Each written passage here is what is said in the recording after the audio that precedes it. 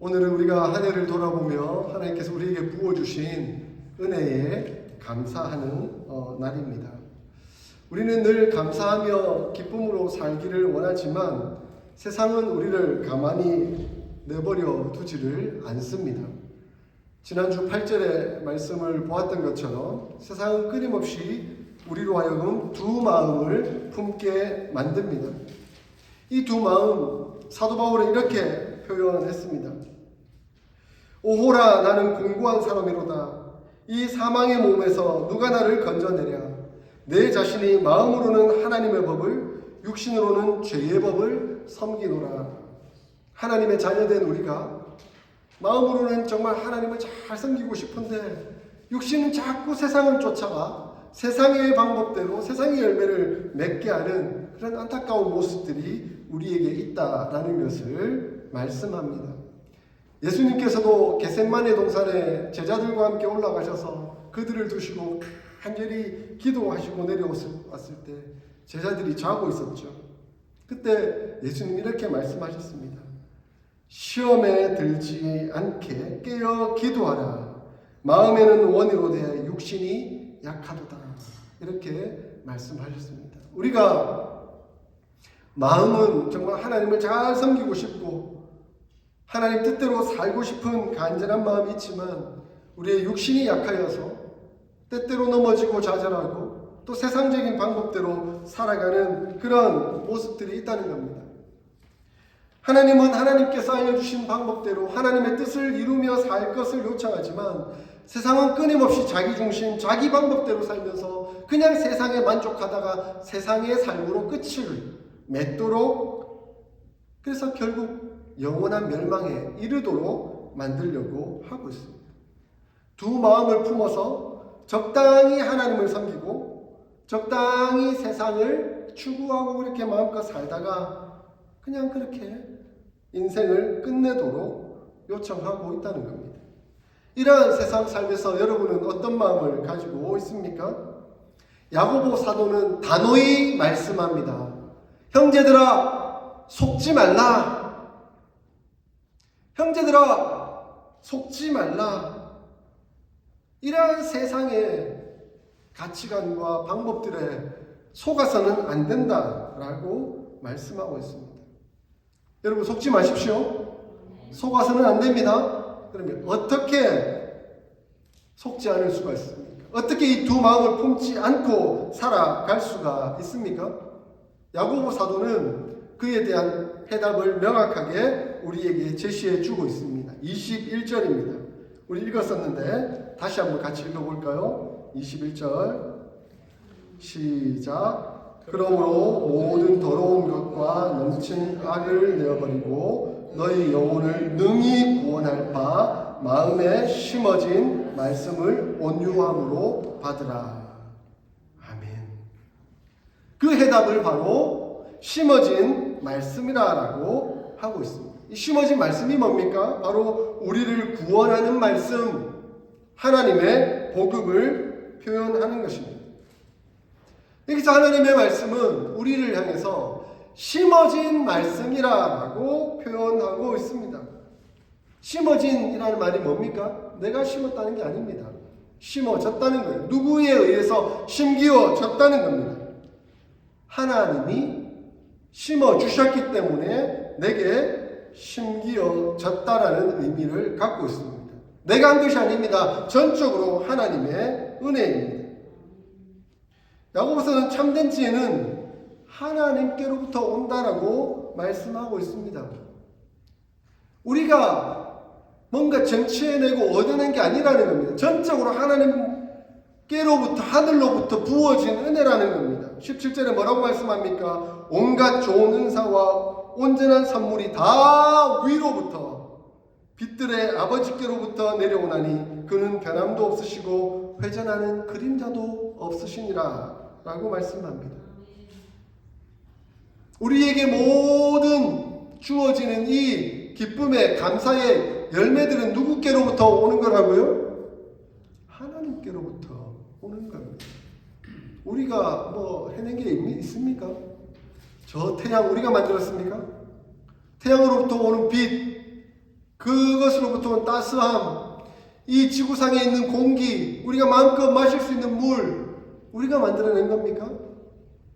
우리로부터 온 것이 아무것도 없습니다. 철저히 모든 것이 은혜로 하나님께로부터 왔습니다. 그러므로 이 지혜, 이 은혜, 이 사랑, 이 감사는 우리의 노력으로 얻어낸, 우리의 힘으로 쟁취해낸 그 어떤 것도 아닙니다.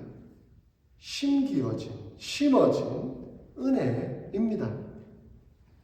그러므로 이 심겨진, 심어진이라는 표현을 신학자들은 이렇게 표현했더라고요. 신적 수동태, divine passive라는 단어를 사용하고 있습니다.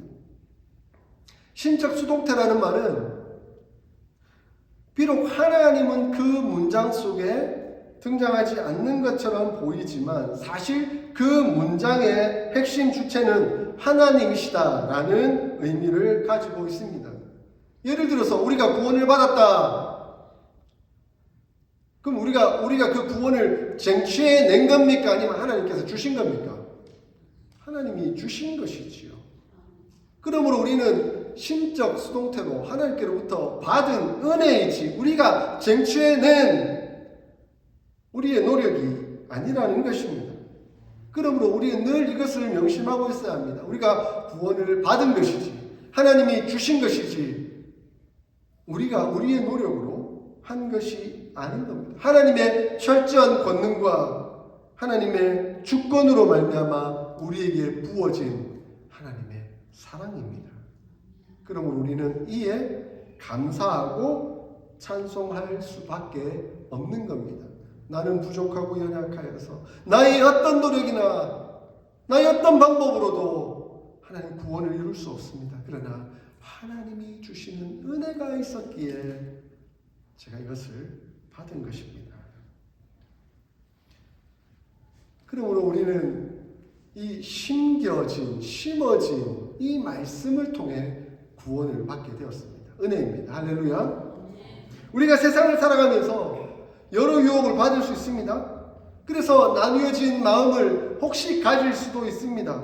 그러나 이러한 유혹과 시험이 우리에게 온다 한들 우리는 기쁨으로 그 시험을 이겨낼 수 있습니다. 왜냐하면 심어진 말씀이 있기 때문에 그렇습니다.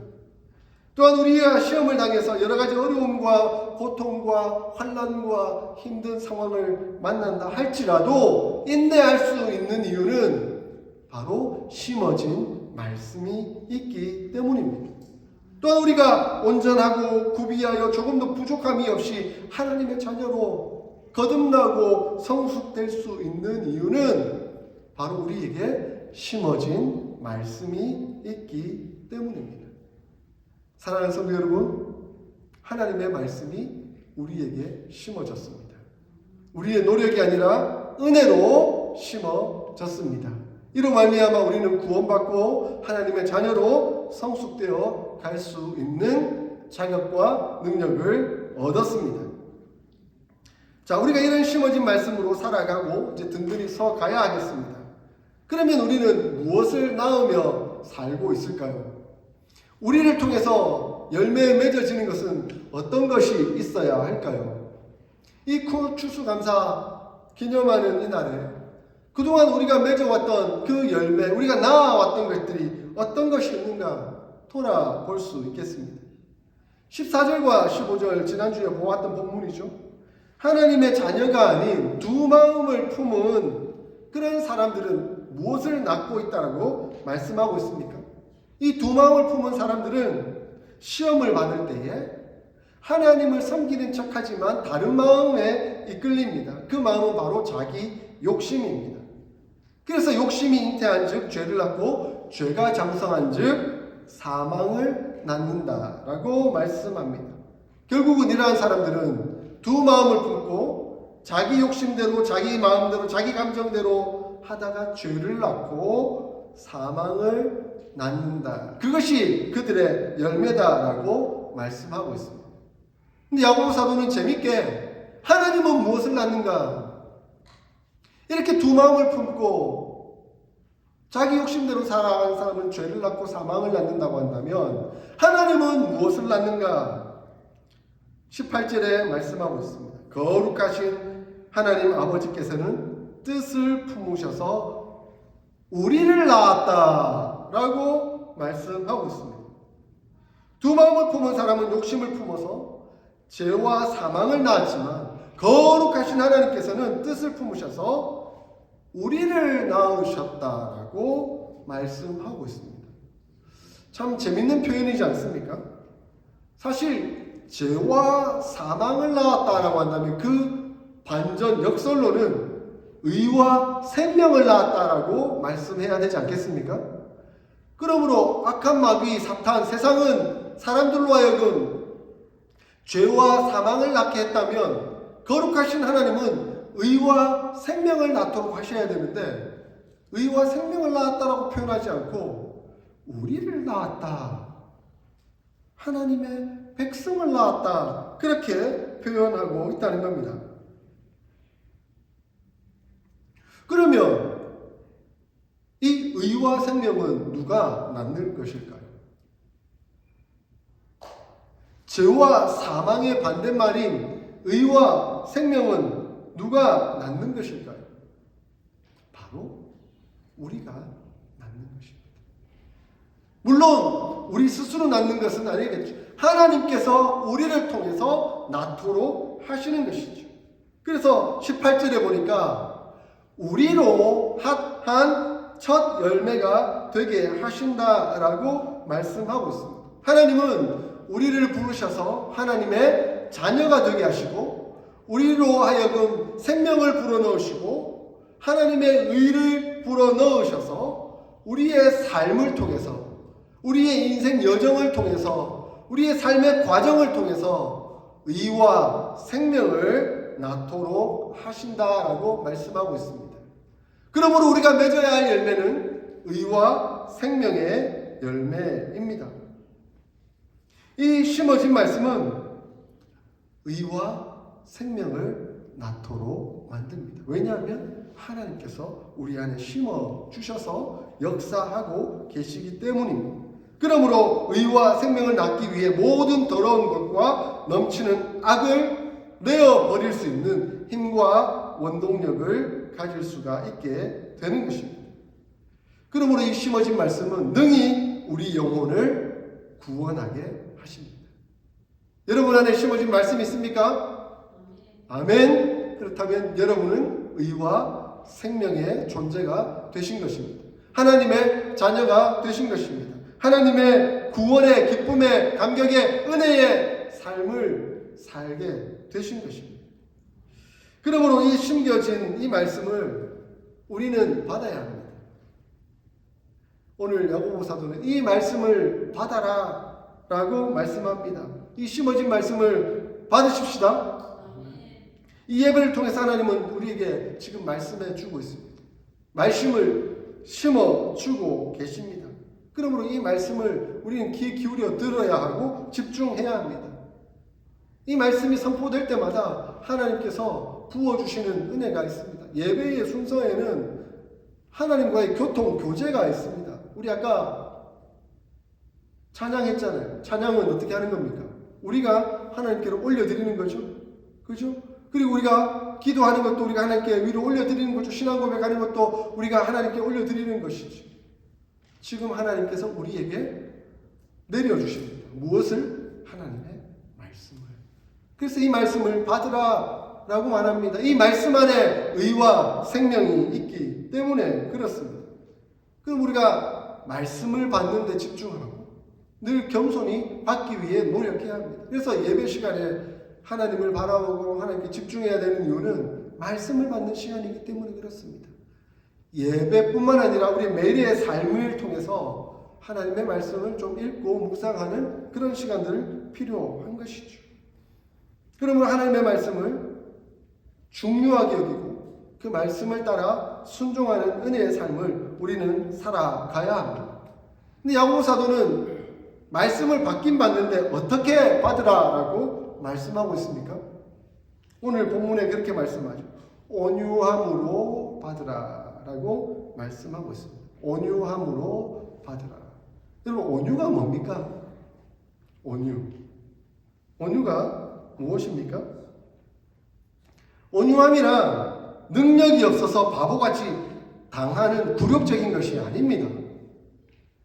그냥 멍청하고 아무것도 없이 그냥 어이구 뭐 좋은 대로 이렇게 가만히 있는 그것을 온유라고 표현하지 않습니다. 성경은 모세가 가장 온유한 사람이었다라고 표현하고 있습니다. 민수기 12장 3절에 뭐라고 말합니까? 모세는 온유함이 지면의 모든 사람보다 더하더라라고 말씀합니다. 모세는 이스라엘의 최고의 권력자였습니다. 그런데 그가 온유할 수 있었던 이유가 무엇입니까?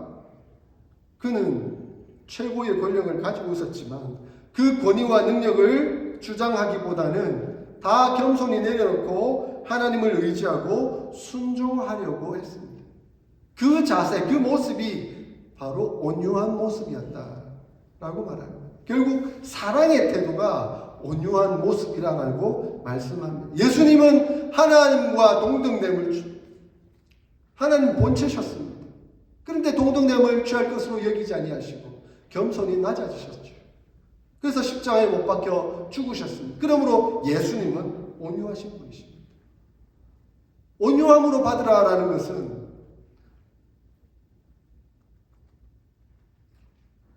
나의 권세, 나의 능력, 나의 힘, 나의 생각 다 내려놓고 겸손히 받으라라는 말씀입니다. 내가 무엇인가 능력이 있는 것처럼, 내가 무엇인가 권력이 있는 것처럼 그렇게 생각하면 결국 말씀을 받아도 내 뜻대로 해버리는 거죠. 그러나 나의 모든 건 내려놓습니다. 주님만이 옳습니다. 주님 말씀이 최고의 권위를 갖습니다. 그러할 때 우리는 순종하며 나아갈 수가 있는 것이죠. 그러므로 말씀을 받으십시오. 온유함으로 받으십시오. 모든 것을 내려놓고 겸손함으로 받으십시오. 근데 야고보 사도는 이 온유함으로 받도록 하기 위해서 좀 더 구체적인 적용, 실제적인 예들을 우리에게 말씀하고 있습니다. 첫째, 듣기는 속히 하고 말하기는 더디하라 라고 말씀하고 있습니다. 온유함은 여기서 나옵니다. 내가 권위가 있고 내가 높고 내가 옳고 내가 능력이고 내가 권력이다라고 말하면 늘 다른 사람의 말을 듣지 않으려고 합니다. 가르치려고 하는 것이죠. 내 것을 가지고 상대를 일방적으로 설득하게 하고 내 뜻대로 따라야 한다라고 말하려고 합니다. 그러므로 귀는 닫아버리고 늘 입은 열려 있습니다. 최고의 권력자들이 잘못하는 행위 중에 하나가 뭡니까? 남 말 안 듣죠. 자기 말만 하고 자기 뜻대로. 그러면 독재가 되는 것이지 않습니까? 권위 있는 사람일수록 권위를 내려놓고 내 주장을 하기보다는 상대를 들어주고 공감해주고 이해해주며 찬찬히 함께 변화해 가도록 하는 그 노력을 하는 것이 바로 기독교적인 온유함이다 라고 말씀하고 있습니다. 그래서 우리 좀 적용해 봅시다. 조금 말을 아낍시다. 말을 조금 줄여봅시다. 그리고 상대방의 말을 잘 들어주려고 노력해 봅시다. 그러한 훈련을 통해서 성숙되는 그리스도인의 모습, 온유함이 승하여진다라고 말씀합니다. 둘째, 성내기도 더디해야 한다는 것입니다. 왜냐하면 성내는 것이 하나님의 뜻을 이루지 못하기 때문에 그렇습니다. 사도 바울은 야고보서 4장 26절에 분을 내어도 죄를 짓지 말며 해가 지도록 분을 품지 말고 마귀에게 틈을 주지 말라라고 요청하고 있습니다. 온유한 사람은 화를 조절합니다. 화가 안 날 수는 없죠. 그리고 화를 낼 수도 있어야 합니다. 예수님도 때로는 화를 내셨습니다. 불의를 보고 화를 내지 않으면 그건 정의로운 사람이 아니죠. 불의를 보고는 화를 내야 합니다.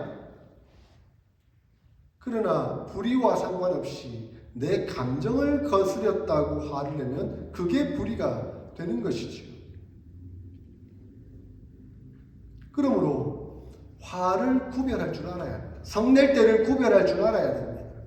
그리고 그 화를 죄가 되지 않도록 조절할 수 있어야 합니다. 마귀는 우리의 화가 주체되지 못하도록 만듭니다. 그래서 결국 죄로 발전하도록 만드는 것입니다. 화를 낸다는 것은 결국 나의 권위, 권력, 나의 능력을 과시하는 것 아닙니까?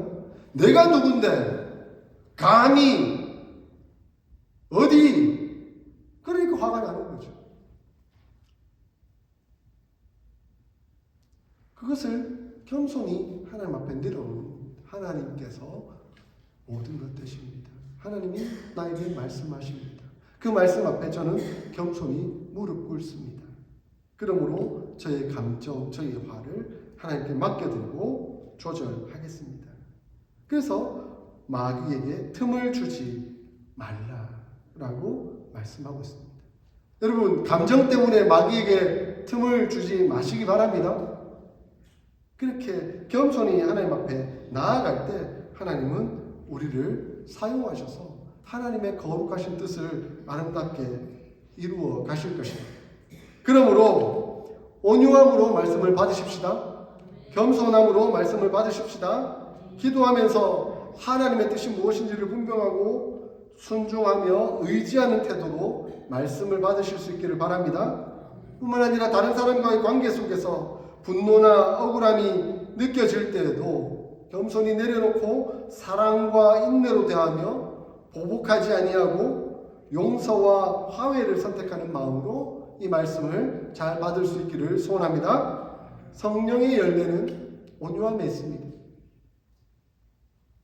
우리가 성령의 열매를 아름답게 맺어서 이 추수감사하는 의미, 그것을 하나님 앞에 올려드려야 되지 않겠습니까? 오직 성령의 열매는 사랑과 희락과 화평과 오래 참음과 자비와 양선과 충성과 온유와 절제, 우리에게 말씀하고 있지 않습니까? 이런 아름다운 열매를 우리가 함께 맺어갈 수 있기를 소원합니다. 그 열매를 아름답게 맺어갈 수 있는 이유는 바로 우리에게 심어진 말씀이 있기 때문입니다. 하나님의 은혜의 말씀. 이 말씀으로 변화된 세상에 수많은 위대한 사람들이 있습니다. 그 중에 저는 한 사람을 소개하려고 합니다. 여러분, 기독교 역사상뿐만 아니라 세계 역사, 신학적으로, 철학적으로 흐름 속에서 큰 영향력을 미쳤던 사람이 바로 어거스틴입니다. 라틴어로 아우구스티누스라고도 하죠. 들어보셨죠? 어거스틴, 아우구스티누스. 이 사람은 학문에 대한 열정을 품고 있었지만 생활이 몹시 방탕하고 쾌락을 추구하는 사람이었습니다. 세상적인 성공을 꿈꾸며 여러 곳을 다니며 배우며 학문을 추구하는 그런 사람이었습니다. 그는 이교도에 빠져서, 여자에 빠져서 그렇게 방탕하는 삶을 살아갔던 사람입니다. 그랬던 그가 결정적으로 하나님을 만나고 예수 그리스도를 구주로 영접하고 돌아오게 된 계기가 있었습니다. 그는 어느 날 정원에서 고뇌하며 여러 가지 생각을 하던 중에 여러 아이들이 노래를 부르는 소리를 들었습니다. 집어서 읽어라. 집어서 읽어라. 뭐 아이들의 노래소리였던 것 같아요. 집어서 읽어라. 우리 어렸을 때 그 동네에서 우리 젊은 애들은 요즘 전혀 모를 것 같은데 막 고무줄놀이 하면서 막 노래 부르고 했지 않습니까? 뭐 딱지치기 하면서 노래 부르고 그런 노래소리 중에 일부였던 것 같아요. 들어서 읽어라. 들어서 집어서 읽어라. 집어서 읽어라. 그때 이 어거스틴이 하나님의 말씀을 집어듭니다. 그리고 하나님의 말씀을 팝니다.